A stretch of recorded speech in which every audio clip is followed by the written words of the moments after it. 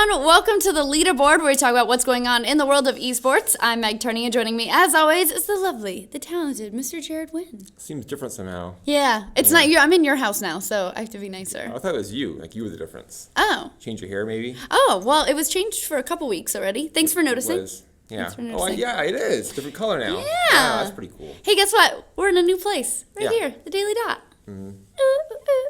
Ooh. All right, fine. Let's talk about esports. Esports evaded the X Games this weekend, and this time 2 games represented, Call of Duty and Dota 2. Now, in the Call of Duty tournament, the Green Wall was appeased as Optic Gaming once again emerged victorious with their new 4th player, Damon Karma Barlow. You predicted this. You said they were unstoppable. I did. Yeah, I can't take too much credit for it, though, because this is their 7th win in 8 tournaments. Okay. So I think that prediction is not really going out on a thin limb, you know? That's fine. I feel like I had a pretty good odds to be right in that prediction. They're quite good, this team. Turns out, they know how to play. The dominant force in Call of Duty these days. I'm not sure if they're the most dominant ever. The old Complexity team had something to say about that. This Optic team did, of course, fail to win the Call of Duty championship. Very sad. Yeah, very sad. It was the big one. It's the one you don't want to miss. Yeah, it's the big one. If you're going to lose 1 out of 8, that's the worst one to lose, actually. It's kind of a problem, but they're just so talented. We talked about it before. You know, Crim 6 and Scump on the team, you can't get past their skill, their raw skill and ability. And I think in a game like Advanced Warfare, the current Call of Duty iteration, it's the most, the skill has the biggest impact it has in any Call of Duty game in a while that we've seen. Because you got the movement so fast and so quick and so action-packed. If you have that quick aim, that quick reflex, with the respawn timers coming up, it just makes it really hard for a team not as skilled to have any chance against you. And we saw it with FaZe Clan. FaZe is probably the solid number 2 in the world today, and yet they got trucked by Optic Gaming.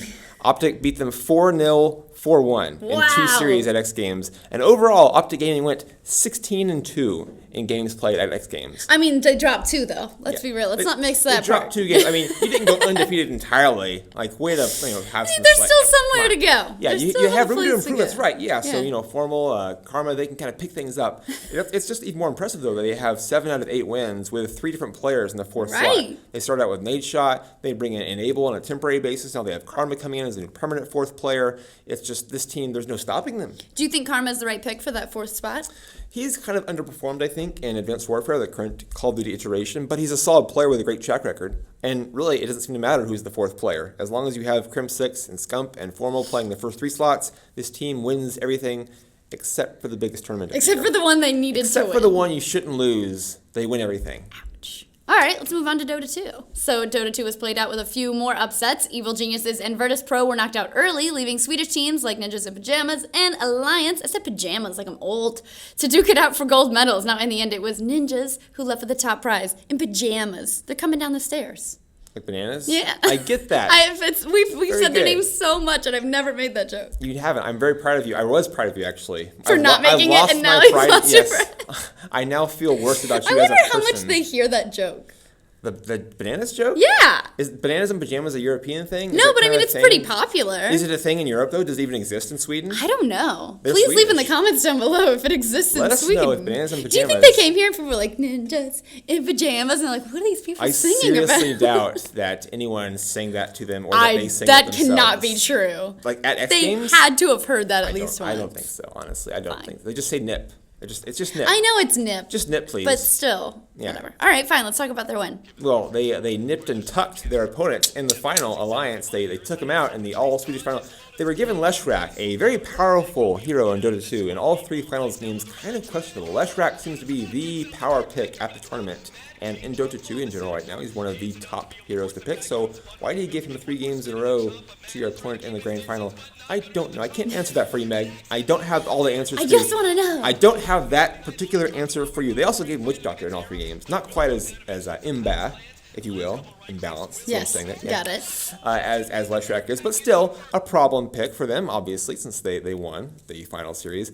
EG falling out, that's kind of a tough result for EG. Virtus Pro, I had EG and Virtus Pro in the final, and they both lost in the group stage. But you fucked up your bracket. In my defense, it was a best-of-1 group stage in Dota 2, so you had some very high variance results. EG swapping games with LC, then London Conspiracy goes through, the Greek team does, because it's a best-of-1 format. It's kind of questionable for me, but it's a scheduling issue. They're X Games. They got to keep to a rigid schedule, and Dota 2 tournament schedules aren't always quite so rigid and tight because the games can go 15 minutes or 2 hours and 15 minutes. So it's hard to really predict around that kind of stuff. I guess all credit to LC as well, the Greek team, for a decent showing. I don't think it's a long-term thing from them to play at this level. But hey, that's nice. A slap on the back across the pond for the Greek team. Seems like a bad thing, a slap on the back. A hard slap on the a handprint on their backs collectively. Don't do that. See, would you rather have seen it be a best of 3 tournament?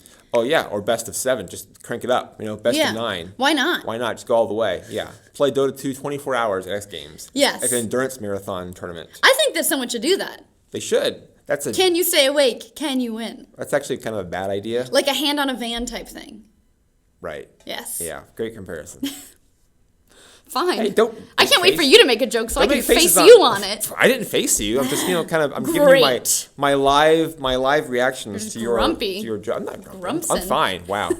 Okay. All right, let's move on. Now, far removed from awarding of gold medals is Cloud9's League of Legends team, which currently sits with a 1-3 record in the North American LCS after a winless week 2. Now, the team looked to be poised for great things after adding Nicola Incarnation Jensen to the mix, but it just hasn't worked out. So let's talk about why. It just ain't going to work out, it would seem. It hasn't worked out thus far. So you have the Danish solo queue great, a fantastic solo queue player coming in to Cloud9, one of the best teams in the West, and has been for some time now. Surely this great marriage of talent and team coordination and chemistry will produce great results, and then they beat TSM, and all right, we're going to do it, and then they lose 3 games, and it's like looking kind of shitty, and they have been playing poorly, and Incarnation looked bad, straight up bad. He has not looked like a good player.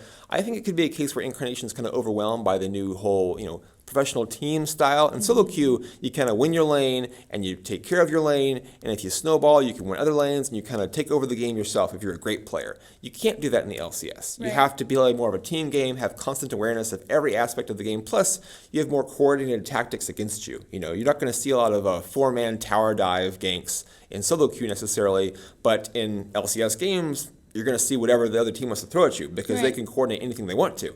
This is pro League of Legends here. This is the big time. Go big or go home. This is the big show, It's the show, actually. Not even just the big show. It's the show. The only show. It's the on every show. channel. Yes, Riot has one show, and this is the show. So for Incarnation to come in here and for us to expect immediate chemistry with a new team, with an LCS team, I think it might have been too much. We probably had high expectations for him because the idea of Cloud9, who've had a supportive mid in High, who has struggled for a while now, bringing in a high-skilled mechanical mid player was such a sexy idea. It's like, oh yeah, this is great. It feels good, looks good. Surely it's going to go really well, and they're going to be a great team, have a good run at Worlds. Slow down the hype train a little bit. Yeah. I still like Incarnation here. I think he needs time to adjust. We saw on the last split, Piglet needed time to adjust with Team Liquid to really get his bearings there.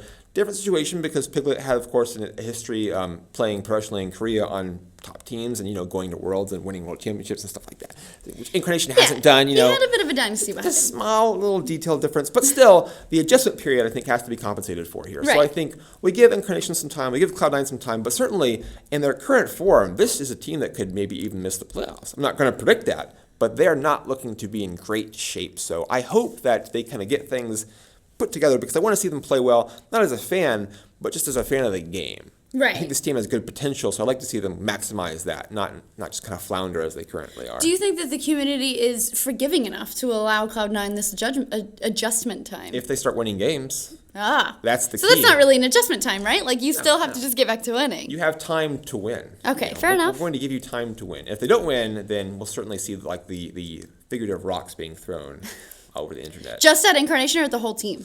That's a good question, Meg. I think Incarnation will be the primary target because Cloud9 has been to the finals every LCS split they've had. So if they suddenly are in danger of missing the playoffs when they have Incarnation on the team.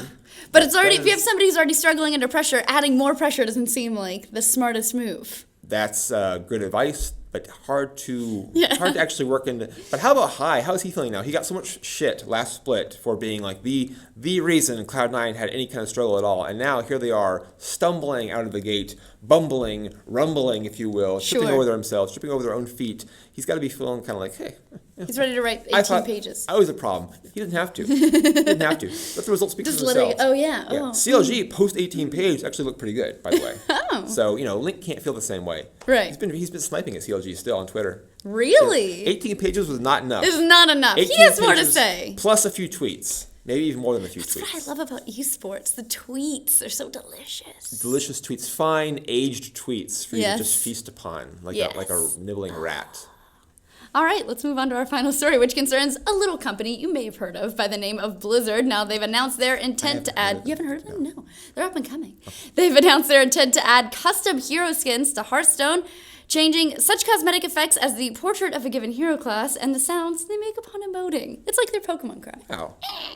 Some fans have been up in arms of the addition, saying the asking price of $9.99 is too high. It's too damn high. What do you think? I don't think they're going to make that sound. That's my first thing. They're not going to have like a raptor. First of all, that's obviously Bulbasaur. The baby raptor, I thought it was like from Jurassic Park. Coming through the egg. Yeah, exactly. That's what I thought you were doing. Like even with the little Please hands. hypercut in the baby dinosaur. Are they Please put a hands? clip Those in aren't here. really hands, are He has they? like a little They're claws. Yeah, they're more he like claws tips it than open with hands. his giant nail. Isn't it like their claws are on the hands? Yeah. Is that technically. Well, it's like my nails that are so currently are they glued to my hands though? hands. Like It's do dinosaurs have hands? Is what I'm saying. like talons. But the talons are on the hands. Oh, you're right. So do they have hands? Raptor hands. Or are they like front paws? They're types of raptor Like hands. birds. Or are they bird claws? No. Anyway. Hands. So birds, Jurassic Park, Blizzard. Yeah, exactly. That's a good connection to draw here.